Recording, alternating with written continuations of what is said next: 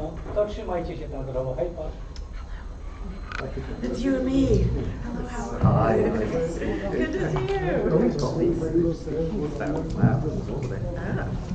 Sure what I feel about this. It's enormously. Dobra. No. To jest próżne. Right, so are you doing using power? No. We do The other way around. Of So course. yeah, absolutely. just yourself as a thank you. Is this the first one? I think I'm first on both. Yeah. No design jest nam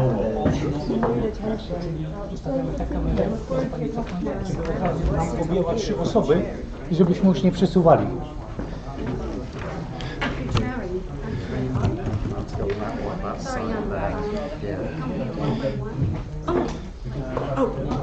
Może pani zobaczyć?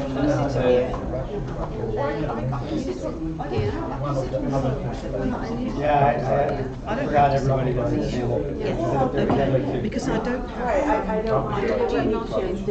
You don't have a print copy of the abstracts, do you? Because I don't have bios. Is it Jana or Jana? Yeah, try not to fall down.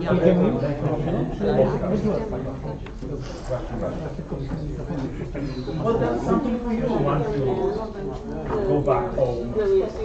Set up.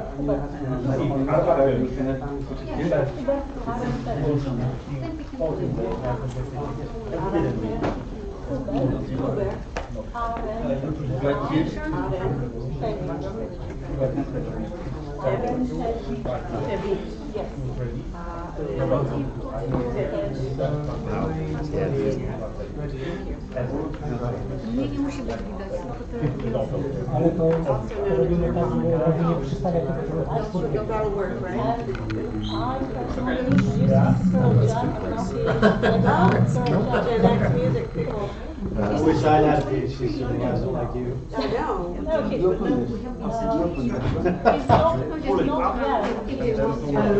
Oh, sorry. First year MA. Oh, sorry. I thought he was your PhD. He's so dedicated. Do you have anyone else? She's always with us. No, I'm just saying. Do you want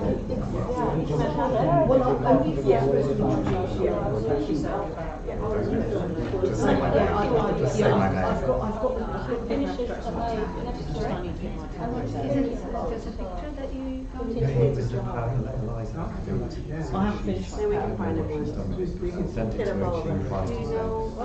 Just I don't, think not it looks like Louisiana. that. Yeah, let's see. Don't send him to Louisiana. Yeah, it's got my name in it. That's Yeah. my advice. I want him, but. I hear he has these colors. Would you like the rice? Oh, I see. Right. Yes, it's very, Keen on doing things. very close. Be close to the internet. But be close to the microphone. it's just in front of you. I'd be happier if we went on YouTube at all. I've got the runs, so if I run out in the middle, you'll know what's going on. Right, so, there we go.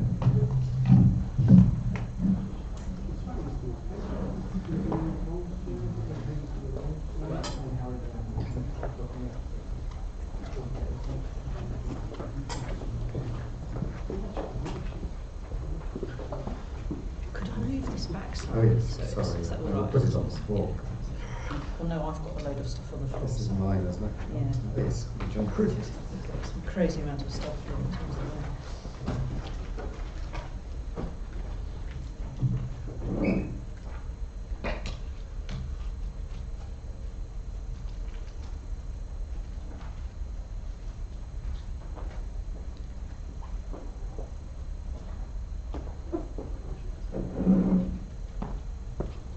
So do you officially have 20 minutes each plus questions, or 30 minutes? I think it's sort of 20 minutes, or about 20 minutes.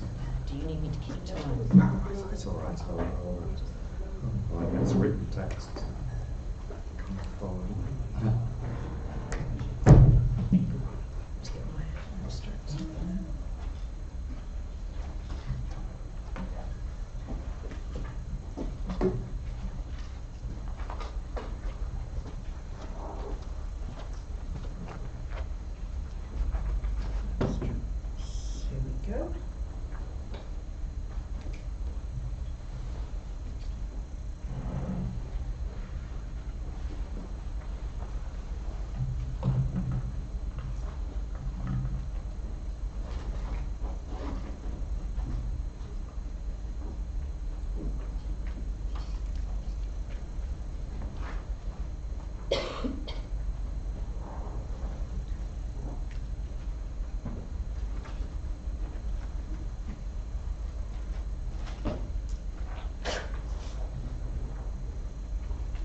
do we need to get started?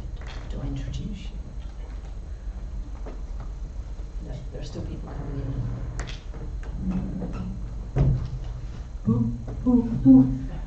It is work. It's working. Very good. So are we still waiting for people, or should we get started? No, please start. Please start. Okay, let us start then.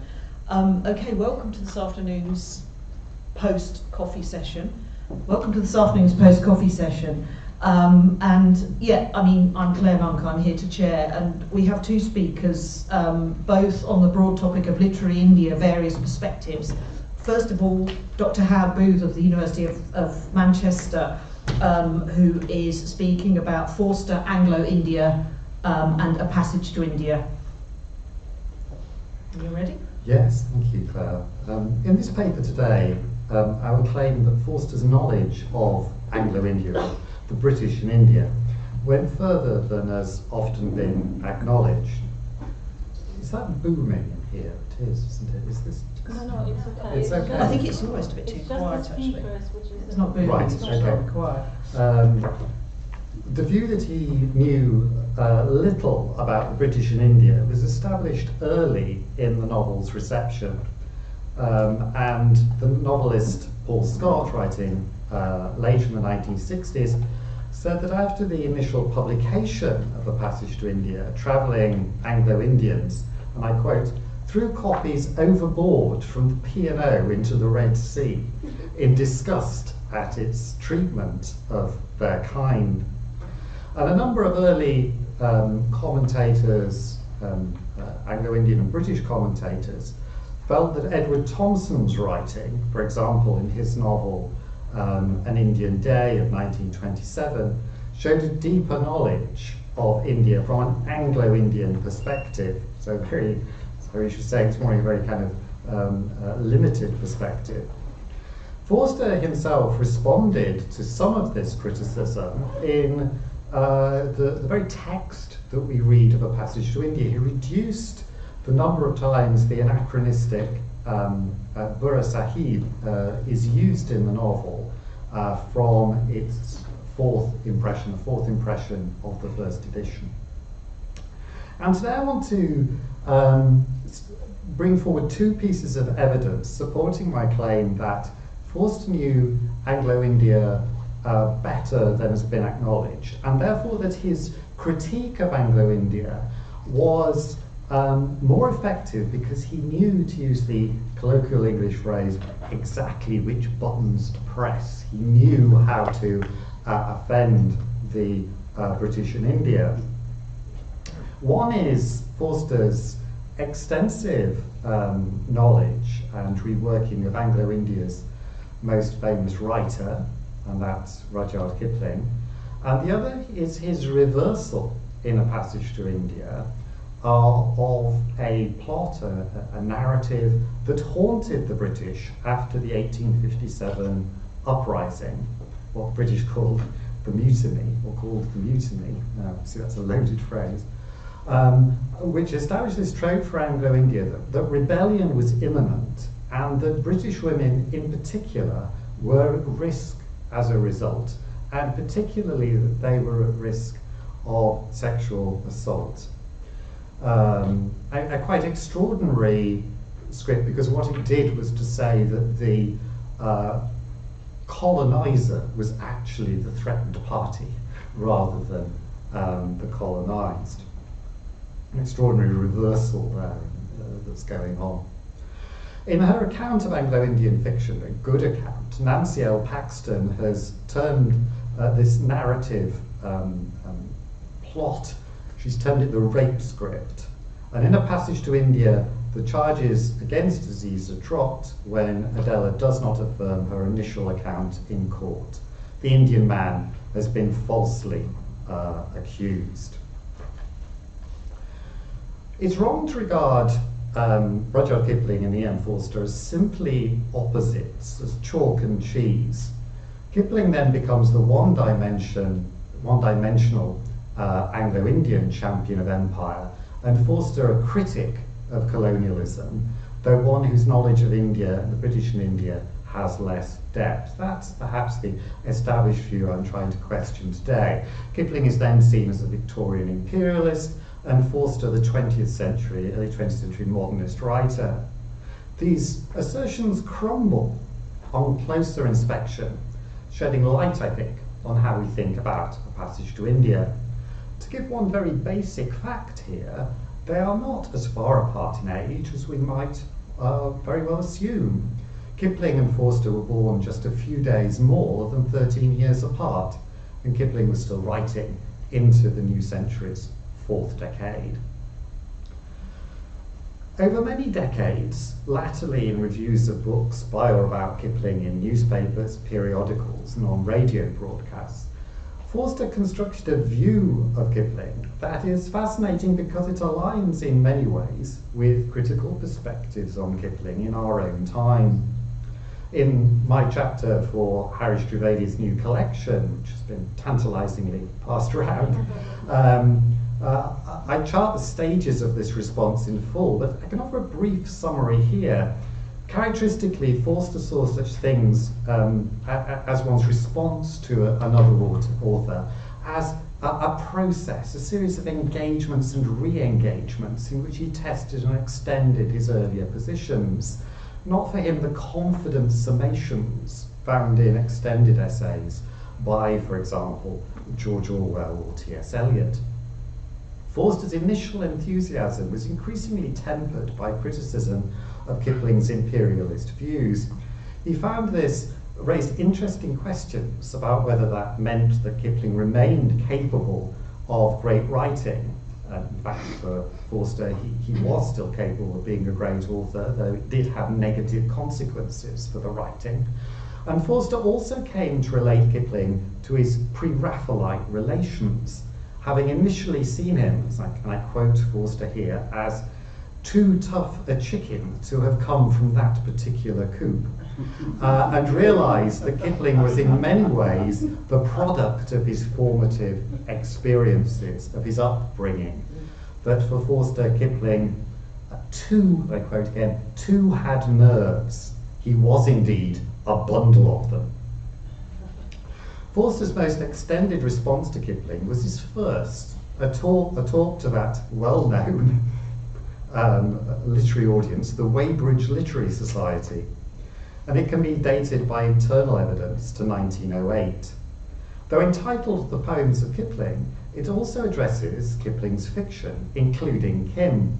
So it's written at a time when Forster had begun to tutor the young Said Ross Massoud, who of course he was to initially dedicate A Passage to India in 1906, but it was not to be until 1912, of course, so some years later, that Forster was first to go to India. Forster was clearly aware of the composition of his audience, middle-class literary audience south of England at this date. And his later audiences were very different when he was broadcasting on the BBC to India, for example.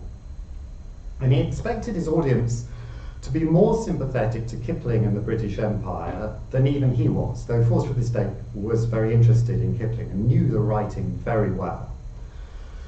And he tells his audience they might be quarrelling a little with one another about imperialism. The most positive comments in the talk come when Forster talks about Kim and India. So this is the author of A Passage to India to be, who is showing how well he knows Kim, how well he knows that novel. And I quote, I didn't like that at all. Maybe I do this. I have broken the computer. Thank you. Right, thanks. I've not broken the computer. Kim is Kipling. Is the one book that we must bear in mind when we're trying to estimate his genius, for it contains the spiritual standard by which all his developments must be measured. Mysticism is the peculiar gift of India, and India has given it to Kipling, as she gave it to his boy hero, Kim.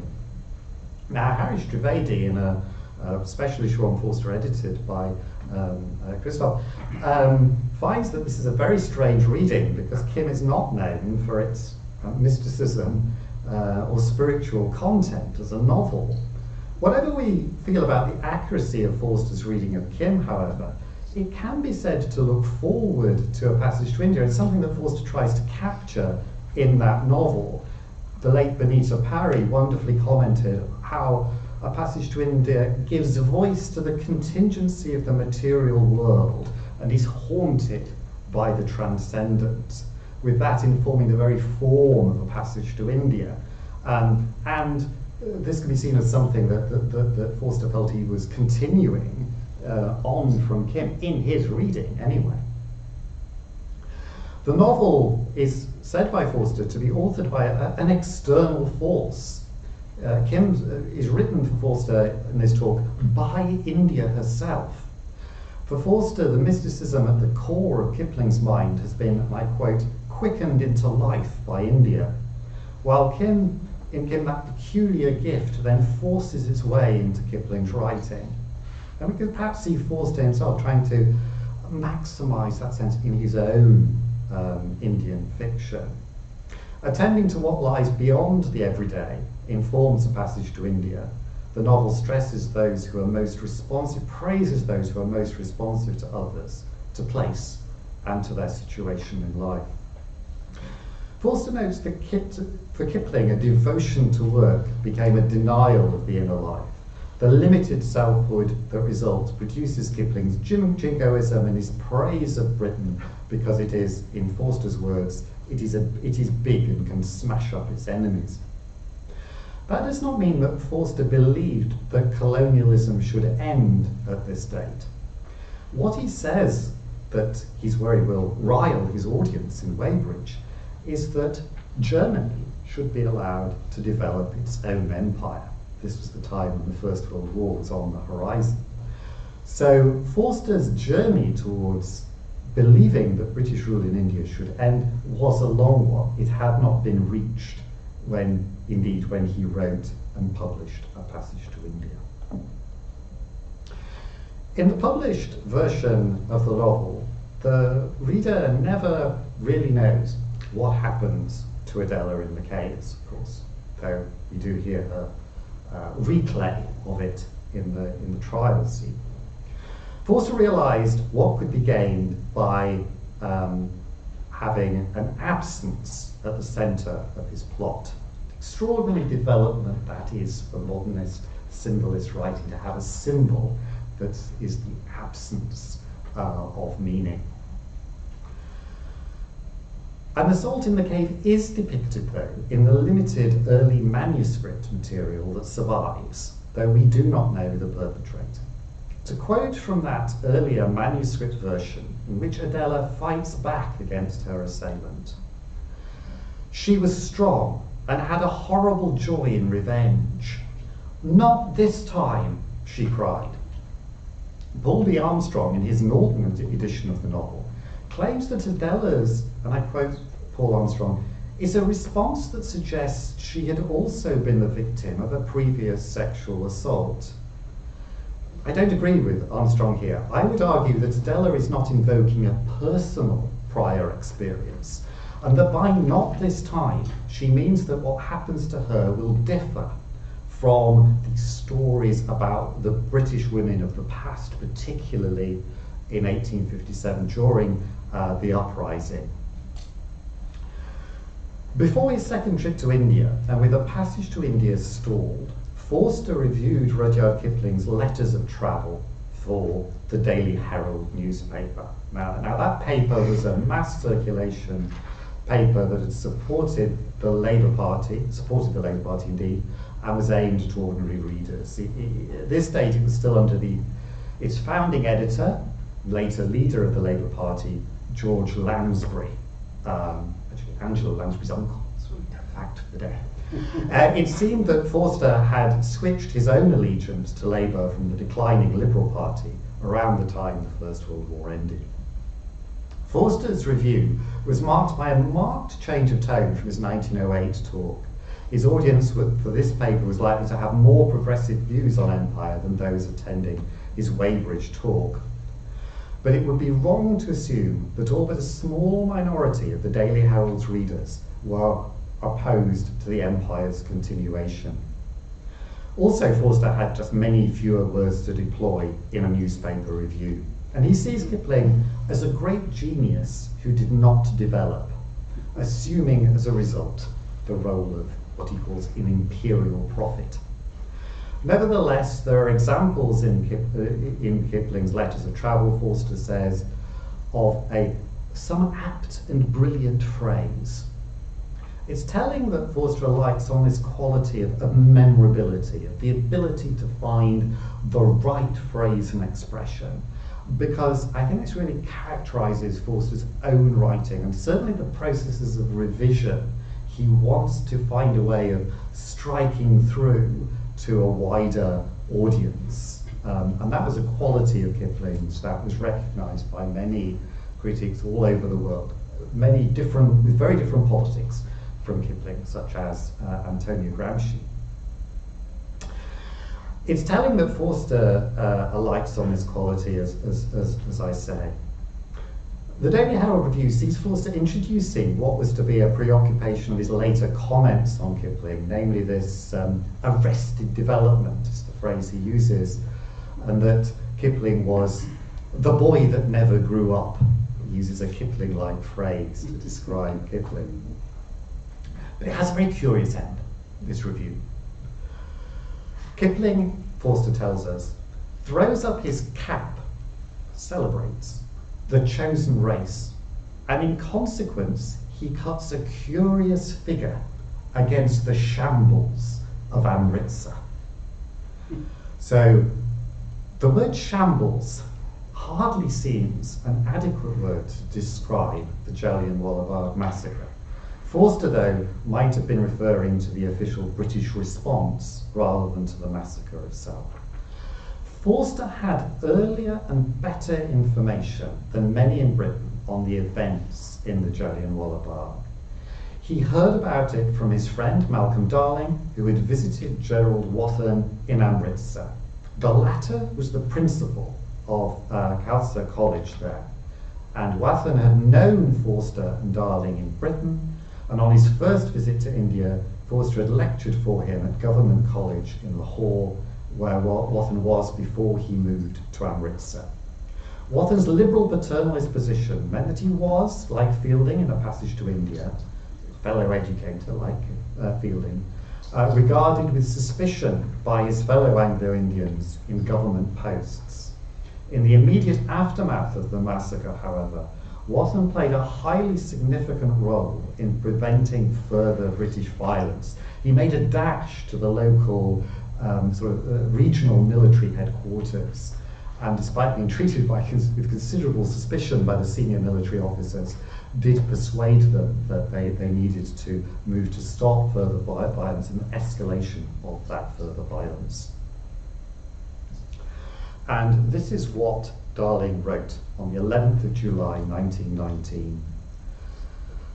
We're in a bit of a mess out here. Racial hatred in towns leaping in a twinkling to pillage and murder. Murder too of the most horrible kind.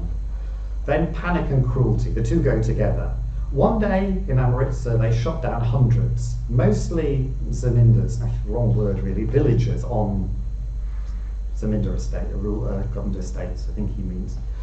There by religious hazard. I've seen the place, a death trap. 5,000 or 6,000 there, the kernel of them thoroughly seditious, but the majority lookers on, mooching around as villagers do. Enter infuriated general. I took 30 seconds to make up my mind, said he to Wathen, and then 1,500 rounds. God, it makes me sick to think of it. Yet I was told by my chief 10 days later, people at the club in the hall, say you ought to be court-martialed for criticising. So it's fascinating to read this and think about some of the events we see in A Passage to India with the way that Fielding is treated after his support for Adela, after what happens in the caves. Darling was indeed to be charged with dereliction of duty for his actions during the unrest, but he was later exonerated. And Cyril Fielding in A Passage to India has been said to be based on both Wathen and Darling, but the interest surely lies in the narrative similarities to the novel and the anxieties of Anglo-Indians about the Indian response to Aziz's arrest. In A Passage to India, Mrs. Turton observes of Indians why they ought to crawl from here to the caves on their hands and knees whenever an Englishwoman's in sight. This echoes the occasion not long before the massacre when Indians were made to crawl in an Amritsar street, the Kucha Karichan, as collective punishment for an assault on an English missionary and teacher, though a life was saved by the intervention of other Indians. Gerald Wathen's views were not shared, though, by his wife, Millicent. Like Mrs. Turton in the novel, she was strongly in favour of suppressing all dissent, though, along with other British women and their children, Millicent Wathen quickly went up to a hill station for safety. Standing behind these British anxieties, and I've got about 6 minutes left, don't I? Standing behind these British anxieties in Amritsar in 1919 was, as I say, the 1857 uprising, and the stories about the fate of British women, for example, at Cawnpore, which is now called Cawnpore. As the historian Kim Wagner has pointed out, British governance after the uprising was fraught with anxiety. Wagner sees the British in India as guided by what he calls the mutiny motif. Got it to work. Any kind of internal unrest was perceived as having the potential to escalate exponentially and was accordingly dealt with as if a second mutiny had to be averted. The violent suppression of perceived threats was thus implicitly legitimated with reference to 1857. Wagner notes that Brigadier General Dyer, the infuriated general of Darling's letter to Forster, that Dyer said he acted as he did because, and I quote Dyer, "a mutiny was in fact in full swing." It was not in 1919, for all that there was unrest at that time in the Punjab. As Wagner notes, the British effectively created their own nightmares, and this proved to be the Achilles heel of the Raj. And as Rajnarayan Chandravarkar observes his classic study, the mechanism was for the British to feel, and I quote, that they might be on the point of being overwhelmed, and then to respond with excessive force. And so I think what we're seeing in The Passage to India is somebody who knows these well and is constructing a narrative that plays off these fears and anxieties. A Passage to India seeks to reverse the rape script. The Indian accused of assault is found to be innocent and is the victim. And also it exposes what is in essence an Anglo-Indian group panic, though they saw their response as entirely rational. As Superintendent of Police McBride notes, read any of the mutiny records. They should be your Bible in this country. In a passage set in the male-only and white-only smoking room of the club, we are told the thinking of the Anglo-Indians. The officer present, once the army called in, they would have prevented the incident if they'd been stationed in front of every cave entrance. Very practical suggestion. Station a bunch of Gurkhas at the entrance of the cave. That was all that was wanted. Gurkhas were the largest contingent among the troops Dyer ordered to shoot in Jallianwala Bagh. Also, the men, we're told in the novel, had started speaking of women and children, that phrase that exempts the male from sanity when it has been repeated a few times. And it was decided that many of the said women and children will leave for a hill station in a special train. Material in the manuscript that did not find its way into the published novel has them trained to defend themselves. And we're told of one, that one man says, "My daughter can shoot." This does actually refer again to some of the iconography of the uprising. This is an entirely mythical image. This is from the history of the Indian mutiny. So shortly afterwards, the British woman, the wife of General Massey in Cawnpore, she'd actually been killed down by the river. As I said, it's entirely made up. but the idea of being assailed in the domestic space, but still defending herself to the last. Those we can see in the top right. She's about to meet her end. And that iconography continues. This is the well of Cowan Pause, shortly, a photograph of it, shortly after the British took it back. And then this, keep your eye on the well here, the circular structure. This is the neo-Gothic British memorial they built over the top. The women were angels. Okay, there's an angel over the wellhead. So I think you see how strong that representation is there.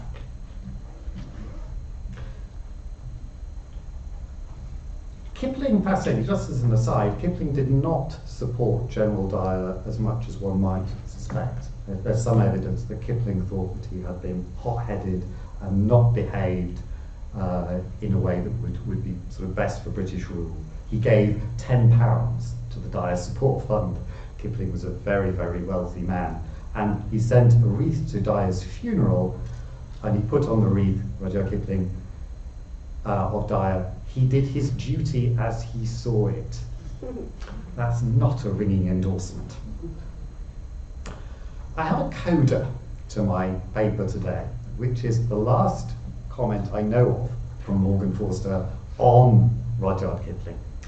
It's from early November 1959, so Forster is 80, and he goes to lunch with Nick Furbank, and Furbank writes the following in his diary. "Morgan, the other day, said that Kipling was one of the few people he deeply regretted not having known.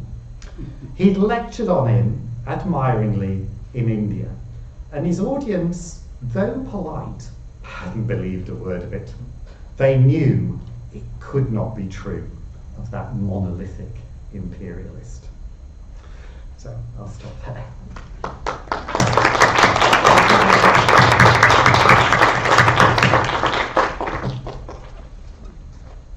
And now we have a second speaker who I hope is in the process of coming up. Do you sit where Howard is sitting? Is that how this works? Yeah. Yeah, I think so. Trainers height. No, I do not.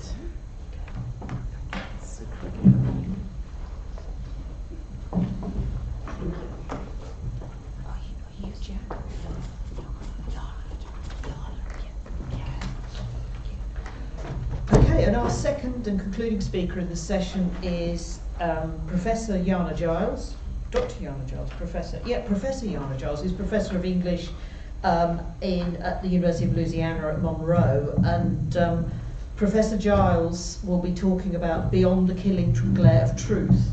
E.M.F. Forster Rewrites the Sublime, so notions of religiosity, God, Christianity, and delving in there, and notions of the sublime in relation to a passage to India and other texts. Thank you. I hope that's correct. That is correct. Yes, thank you. Well, thank you all for being here. I'd like to start by thanking our student Nirvana guy, better known as Uber Arentovich, I think is his name, for allowing me to print out my paper when I was in a panic this morning. I think he deserves a lot of thanks for that. So I was, yes, thank you, Uber. I was fascinated by Professor Trivedi's talk this morning. And pleasantly surprised that I think there's some overlap between our papers. I think his interest in the question of proportion and cosmology speaks to some of my thoughts today on the sublime. And so this, what I'm going to read is a short excerpt from a much longer chapter that's already written on a passage to India that's part of a book that I'm completing on decolonizing the sublime in the 20th century. The word sublime appears once in a passage to India, almost exactly at the center of the novel. As the train carrying the tourists approaches the Marabar Hills, Adela Quested blames herself for her apathy. Quote, "She was particularly vexed now because she was both in India and engaged to be married, which double event should have made every instant sublime." End quote.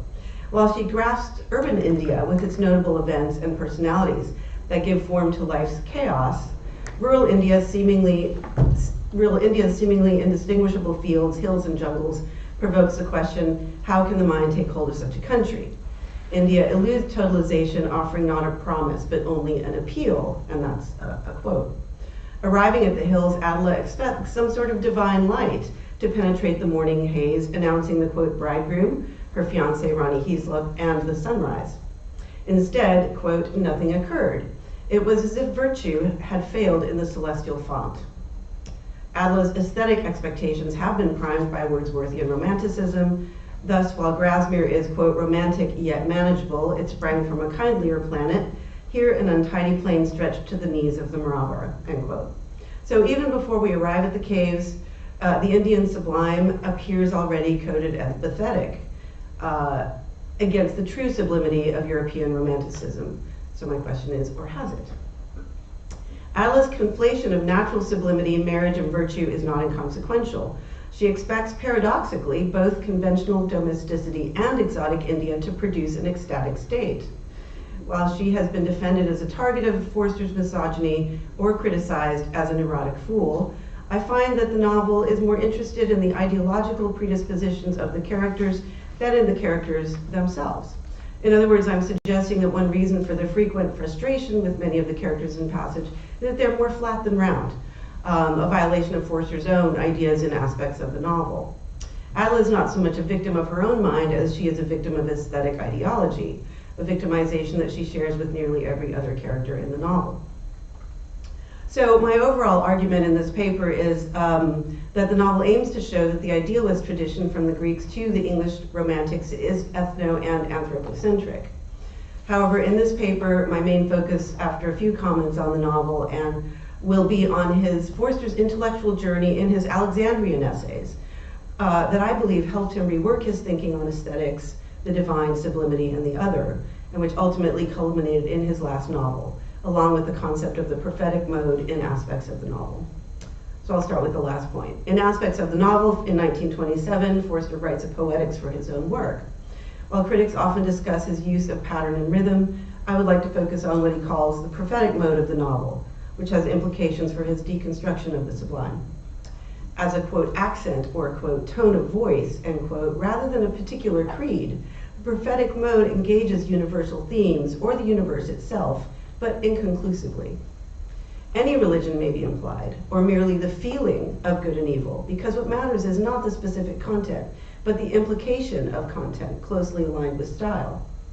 The aim of prophetic writing is to produce a feeling of glory, requiring both humility and the suspension of humor on the part of the audience. The prophetic mode can be thought of, I would say, as Forster's term for the rhetorical sublime, Virginian sublime. Both appeal to content that is never fulfilled, and passages both written in and constitutes a critique of the prophetic mode. The novel, in other words, I would say, employs a trick of the sublime, a kind of red herring, to disrupt received truths of the Western tradition that associated true sublimity with European culture. When asked by his former Cambridge tutor, G.L. Dickinson, to explain what happened in the caves, Forster refused to answer, famously, writing, quote, in the cave it is either a man or the supernatural or an illusion. It's a particular trick I felt justified in trying because my theme was India. Without the trick, I doubt whether I could have got the spiritual reverberation going. I call it trick, but voluntary surrender to infection better expresses my state. And I don't have time to unpack that comment, but I think you get the gist here. Early modern English travelers first constructed India as a site of wonder and anxiety, only to rationalize its alterity with both science and theology. As Pramod Nayar has written, by the late 1700s, British discourse relied on the sublime to transform India from a threatening void into a location of potential improvement through a tripartite process. An excess of signification first prevented a positive hermeneutics, resulting in a negative sublime. That's redeemed in a second stage hermeneutic sublime that imposes external meaning, triggering the third stage of heroic colonial improvement. And that's a very quick summary of Nayar's thesis. European explorers created absences where none existed in order to fill them with Western ideologies that justified military, economic, and cultural dominance. Passage disrupts this pattern by engaging the first two stages, but diverging in the third stage, humility before the other.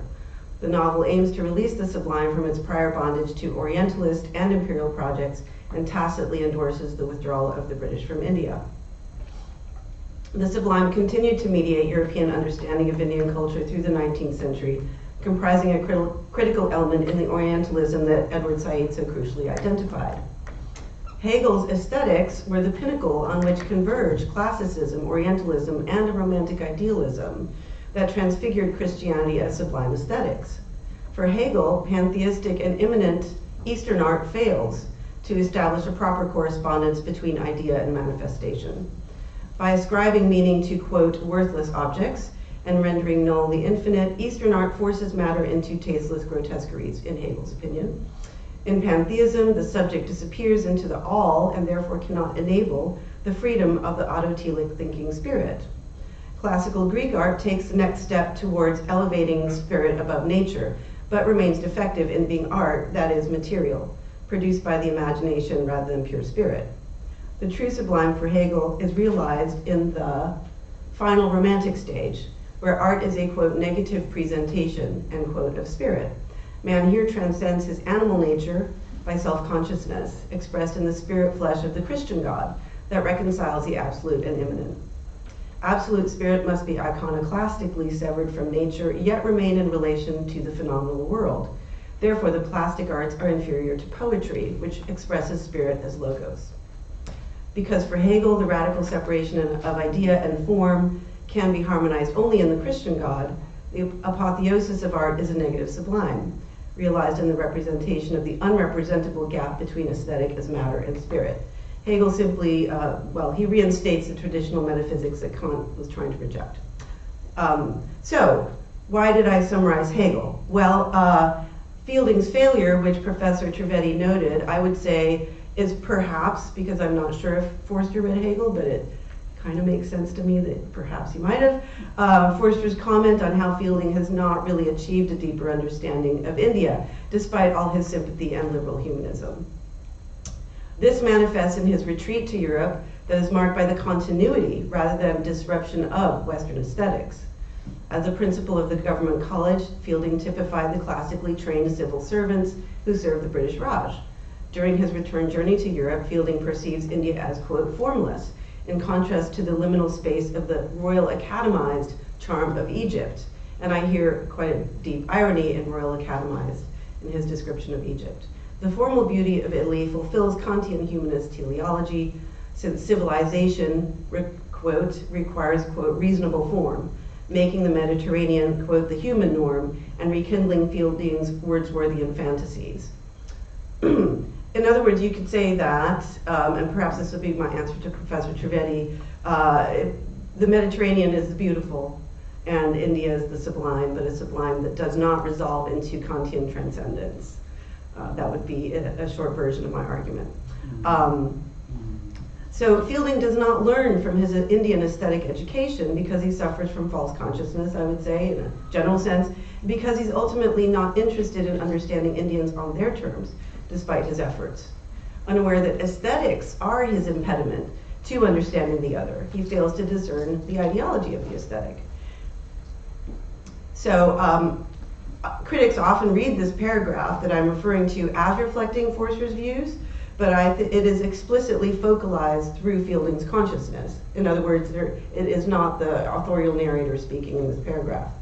In an earlier draft of the novel, as one can see in the Abinger edition, edited by Oliver Stallybrass, it draws a stronger distinction between the narrator and Fielding, aligning him with the anthropocentric missionaries Graceford and Sorley, who elevate humanity above the rest of creation. Fielding in this earlier draft understands his Indian lesson intellectually, but his strikeout word judgment, insert word taste, rejected it. So he understands it intellectually, but his taste rejects it. It struck at friendship, beauty, Venice, the buttercups of June. And of course, those buttercups of June, at least for me, evoke something like Wordsworthian daffodils, right? A kind of Grasmerian biosphere, if you will. While in the story of a panic, which I see as a sort of very early version of A Passage to India, Forster uses the device of a prejudiced narrator to emphasize extraordinary events beyond the narrator's comprehension. In Passage, he deploys a more sophisticated narrator that I consider similar to the methods of Joseph Conrad, who slips between vocalizations and uses dramatic irony to challenge his readers to question their tastes in the way that his characters fail to do. Mistaking Forster for a Hegelian, many critics conflate the omniscient narrator's occasional vocalization through Fielding with Forster's authorial position. Thus, I think Forster did not write a novel about India, but about its representation.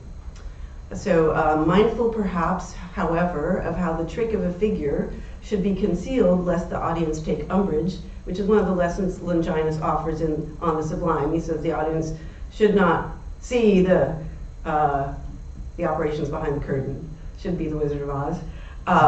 So he's hiding his trick. Forster implies he will produce an Oriental Sublime that affirms a European superiority, only to withhold the transcendental meaning that authorizes such superiority. The goal is to take his readers out of themselves so they will desire to fulfill their ethical duty to the Indian others.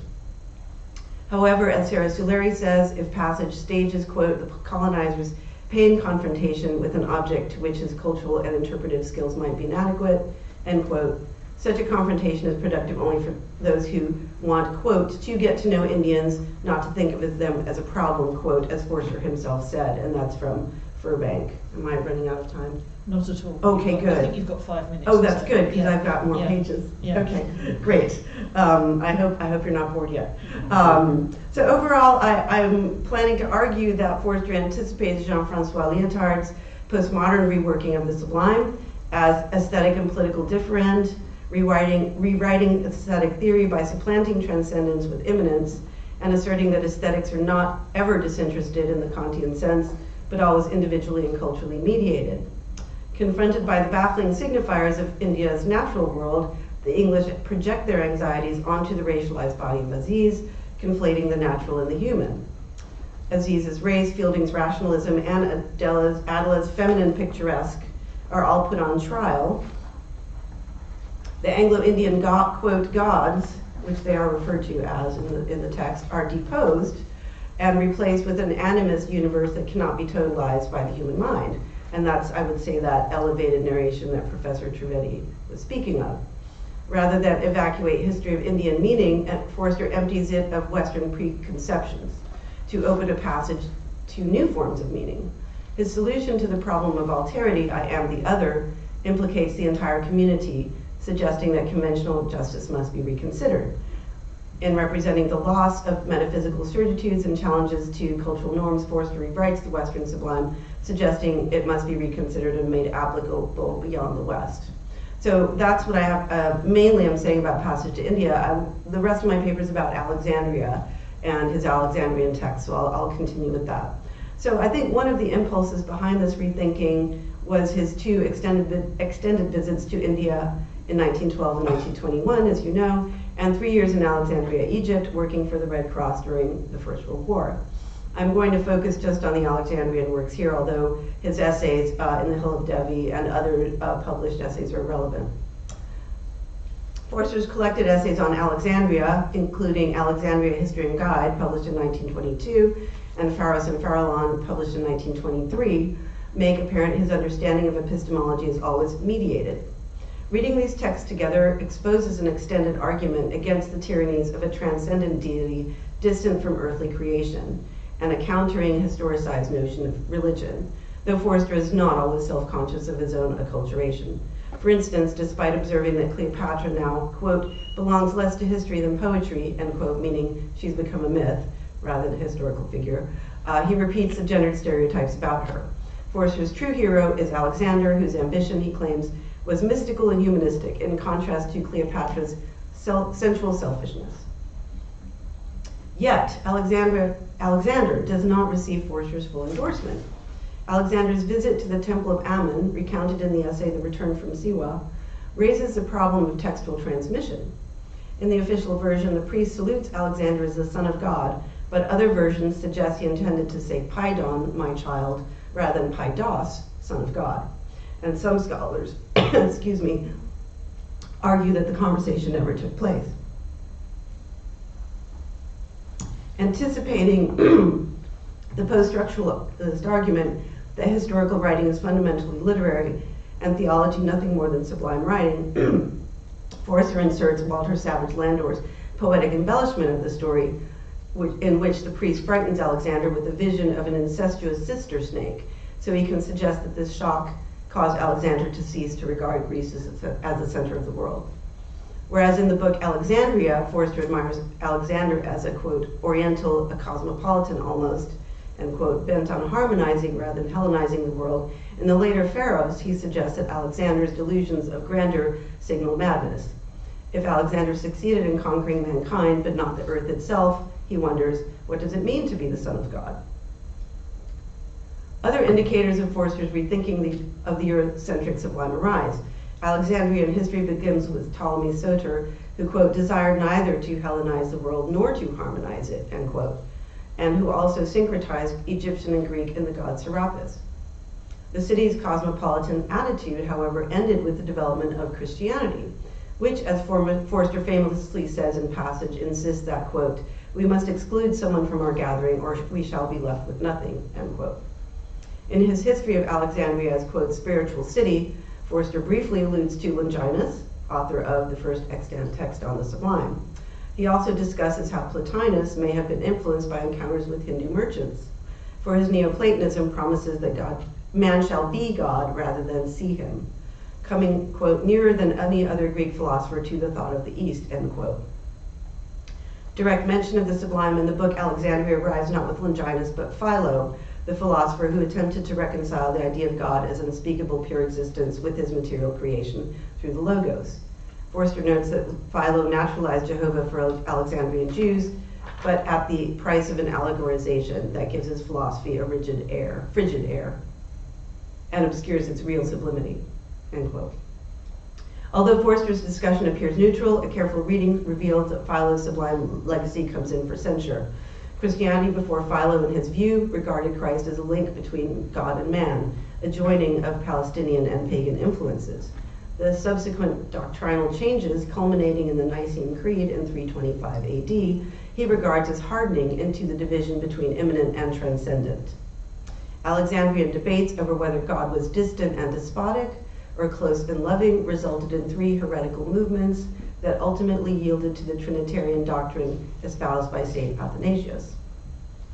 The accomplishment of Athanasius, Forster argues, was down to his political powers of persuasion, not his purchase on truth. Under his perhaps sublime rhetorical influence, Romans, Asiatics, and Greeks alike turned against their own traditions,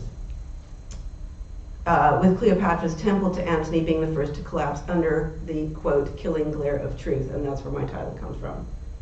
Truth, of course, here being used ironically. Tolerance is banished from Christianity in favor of a despotic, quote, universalism. Material artifacts of human creativity and generosity crumble before, quote, ideas that live. What ultimately interests Forster are the ways in which people overwrite an embodied ethical relation with the other with tyrannical meta-narratives, a notion which underlies the concluding essay of Pharaoh's The Solitary Place. A meditative description of the country west of Lake Mariut, it delivers an environmental protest against the depredations of modernism. What the essay adds to an understanding of a passage to India is Forster's awareness of landscape not as wilderness, but as, quote, a working concern, end quote. In the novel, Adela and Mrs. Moore are virtually confined to the civil station. Their only excursion into non-urbanized India is to the Marabar designed by Aziz to provide, as Forster puts it in Pharos, quote, accredited Oriental ingredients, end quote. Adela is unable to see the vitally material Marabar, not because of some innate inability, but because English and Indian patriarchies alike have prepared her for an Orientalized wilderness, the only appropriate encounter for an Anglo-Indian bride, rather than a mundane working person's India. I'm almost done. You've got 2 minutes. Oh, 2 minutes. Or possibly no Maybe. minutes. If we're having coffee, you've got no minutes. Okay. You've got 2 minutes because we started late. Okay. Yeah. I can stop or keep I going? think wrap up. 1 minute and a half. It's really, 1 minute and a half? really down to the conference organisers. Okay. Whether you want to come, whether you want to shift things. I've probably made my point. Yeah. Okay, that's fine. Thank you.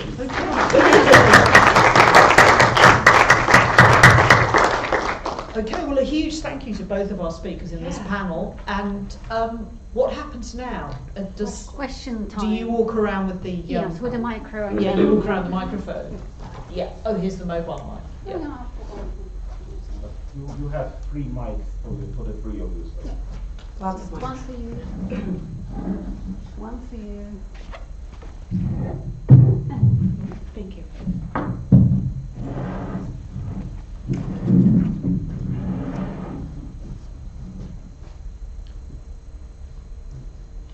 No questions.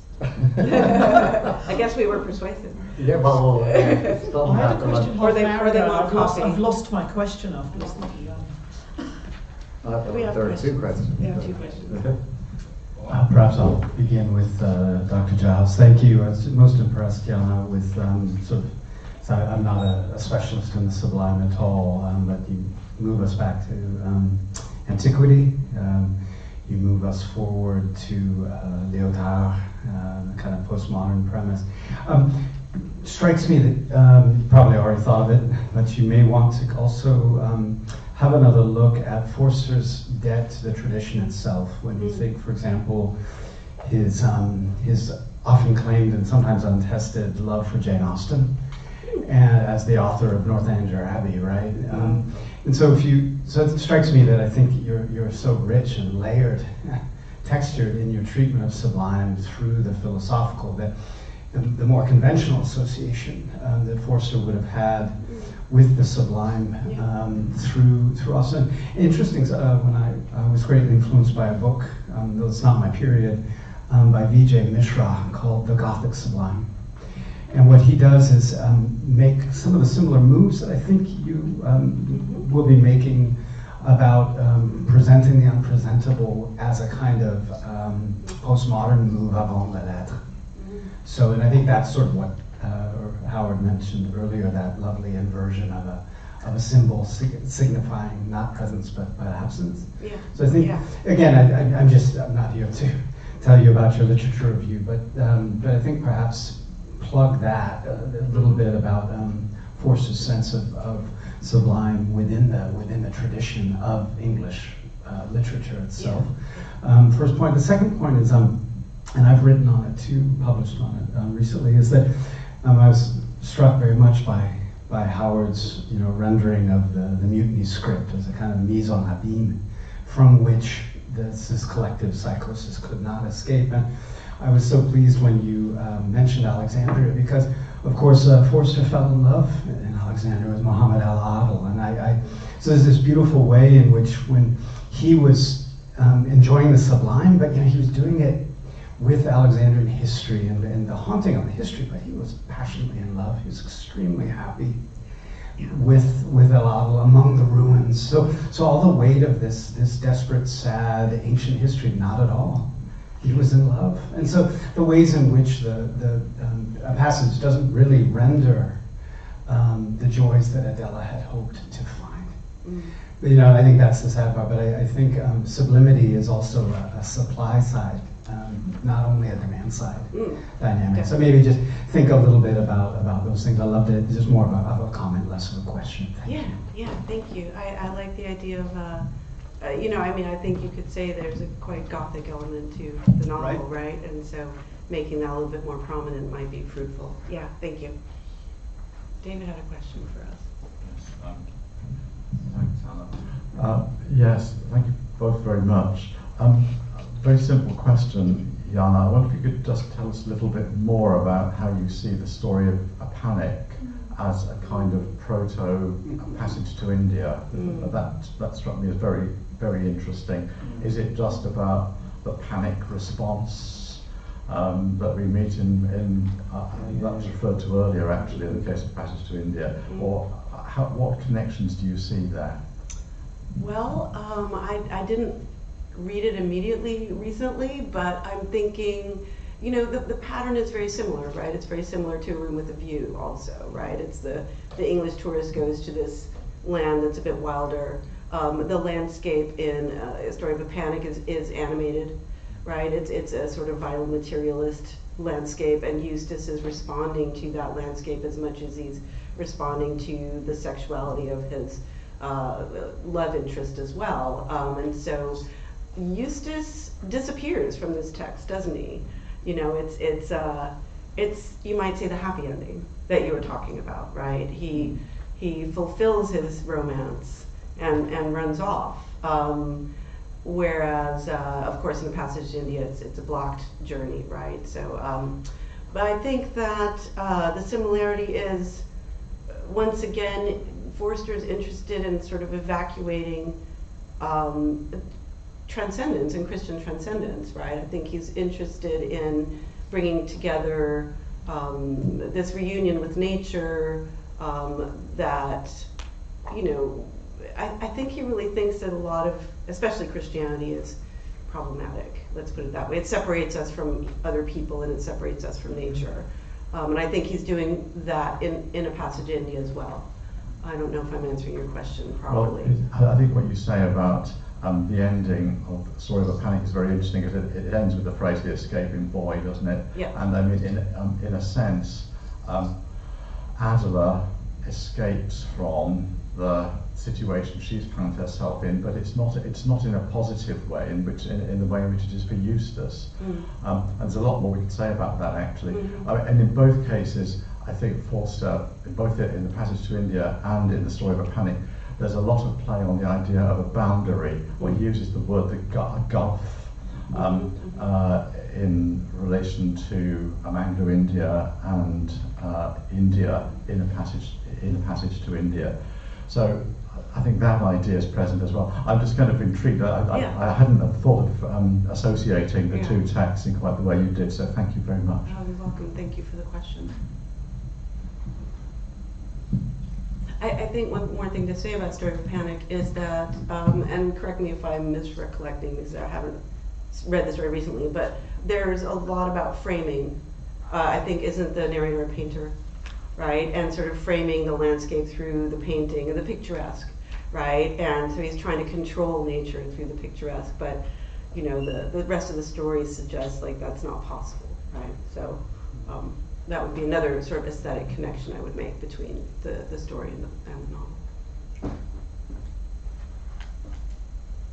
No, what I think about is that Eustace actually disappears twice. Because, well, what happens to him is unknown. Yeah. There are just those traces of the hoofs around him. Yes. And it's never explained. The god Pan has come and taken him away. Yeah. And you know, as far as Adela's ending, I mean, it is, she doesn't get the love interest she thinks she was looking for, but we're actually glad that she doesn't.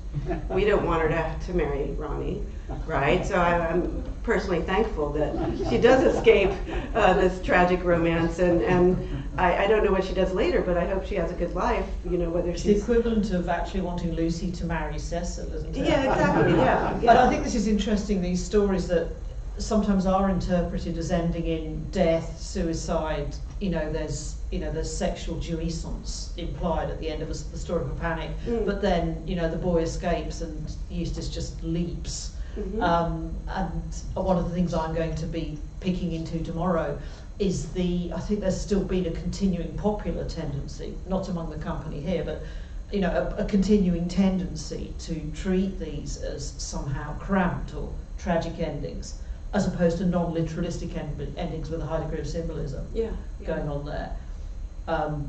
Yeah, sorry, I'm rambling. That's not really a question, but I think that, you know, there is this, you know, is a really fertile line of inquiry thinking about this in relation to the Story of Panic. Just one other supplement. In Dr. Willicott, Clessant's moment of death is also a moment of jouissance. So if you're you know, if we're thinking about you know, different stories and the problem of endings, and sublimity being the proximity of pleasure and pain, I would add Dr. Willicott to that list. And the other boat. Thank you. You mentioned pain earlier, and it's something I'm trying to figure out, the role of pain in Forster, right? I mean, it's associated with, you know, sexual assault and huge erections, right? But also God, right? And associated with nature, because there's also panic in Morris, right? I mean, it's mentioned after Morris and Alec meet in the hotel. So what do you see as the role of pain in Forster? That's a question for me. Kind of, I think Howard you could might be say able to that talk for about tomorrow. pain too. Okay. Well, I think we might, due to the brilliance of the conference organisers, be hearing more about illness in the next session. Okay, good. Well, I was thinking about pain with regard to Howard's talk, which I want to say I enjoyed very much. Well, pain in which respect? The Well, pain of listening to it, or No. The panic of the Anglo-Indians. Yes, yeah, right. I think Their fear. Yes, Their imagined fear. But their panic isn't panic. I mean, the panic in the story of a panic is panic. That line from Morris. Sexual love means physical love means reaction, being panic in essence. And you were talking some of the earlier panel about tomorrow and the earlier the archaic use of putting hyphens into words, tomorrow. But actually that line needs to be panic. That's because clearly I think panic is what's meant there. Yes. I think in the case of the British, it seems to be, and this is a quite acute analysis perhaps on Forster's part, a kind of mental sort of sclerosis or fixedness, the constriction of language and articulation of these fears and concerns, as if they don't have a widening out of discourse around their lives. There's a lot of that in A Passage to India, isn't there, about their daily lives, about the club, about the kinds of things they do. And insofar as that can be related to pain, it is perhaps that sense of constriction and repetition and limitedness that is in play in the Anglo-Indian world. And then, of course, as we were also hearing earlier today, that sense of the scale and range of experience in this India that the colonial mentality is acutely aware it cannot map and know. So perhaps that sense of bodily constriction and repetition rather than what's the opposite of jouissance? There's also something on this coming up in my paper tomorrow morning to do with the episode with Forster's episode with the barber who was given to him for sexual purposes by the Maharaja at Dewas, and the barber turned out to be, I don't know, rather wily and up to something, and because Forster had been advised that money was being spent so that he could have sexual access to this guy, Forster, who, as I understand it, generally in his sexual life wasn't someone who was a sadist or inflicted pain, but in that particular episode he discovered that when given absolute power, he would take pleasure in inflicting pain, and he hated himself for it. He was very conflicted, but clearly Forster, I think, understood a connection between pain and power, or the ability to inflict pain and power. And there's a lot of, again, there are the various lines in some of the homosexual stories. There's the 1914 manuscript of Morris, where Morris actually says to Alec outside the museum, "So you'd hurt me, I thought you might." I think meaning in the blackmail or ruin his life sense at that point. But there's a kind of charge that comes with that as well, I think. Sorry, this is just my opinion. No. My question for Howard, if there's time for one, I have one as well. No, I'm just approaching because if there are no more questions, then We need to get coffee. Yeah. Yeah. Thank you. Thank you. Thank you very much.